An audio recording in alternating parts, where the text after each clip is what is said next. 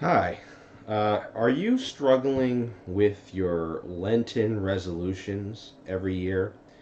Are you looking for a place on the internet with consistent prayer schedules and a place where you can discuss spirituality and growing close to the Lord and in a way that it's in a warm environment where you can really be open about where you're at and learn more about prayer?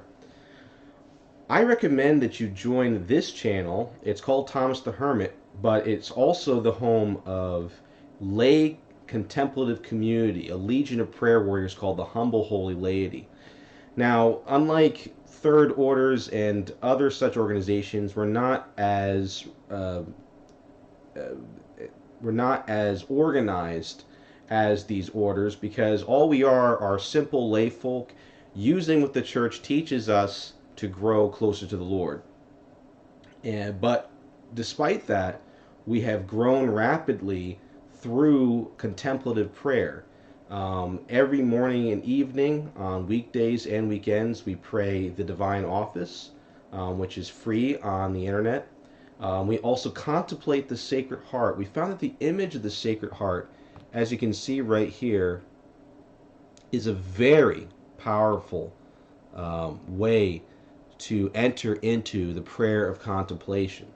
It's quite the story, which we will discuss in our regular retreats for Lent. Not only do we have prayer days like on Friday, and we have regular morning and evening prayers on this channel, but we also will be doing these discussions on how to grow in contemplative prayer every Saturday on Lent, and we will definitely discuss our findings with the Sacred Heart image to draw very close to the Lord and how to draw close to the Lord. But we don't stop there. We also have been getting into other spiritual practices, like looking into the theology of the Little Way of Saint Therese de Lisieux. So, if you want to find a way to offer up your day, offer up your work, offer up your penance for the Lord in the Lent, maybe that's part of your sacrifice. We would love to share the wisdom of the Little Way and to encourage you to make your day more spiritual, which is a big part of contemplative growth, growing in virtue. And we also include practices such as spiritual communion and praying for the holy souls in purgatory, which we find that their prayers are very powerful and help us grow even further. Um, and lastly, we are consecrated to the Blessed Virgin Mary, and there's some theology behind that.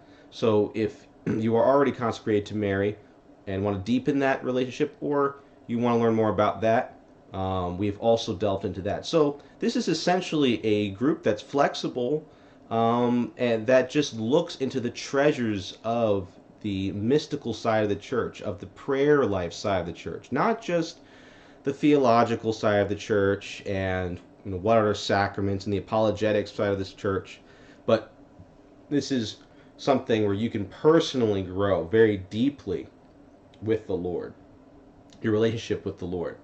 And I honestly have to say that I think this is going to help also because where two or more are gathered in my name, there am I, as it says. And there are many passages in the Bible which encourage always growing in a community where we can keep ourselves accountable, we can encourage each other to pray, and that may be the secret missing piece to why our Lenten resolutions don't work out so well. Um, and just to have different points of view and different suggestions and just um, being prayer focused. A lot of people, I was talking to someone on the phone, a lot of people see fasting as a way to just kind of diet away from something you're not supposed to eat.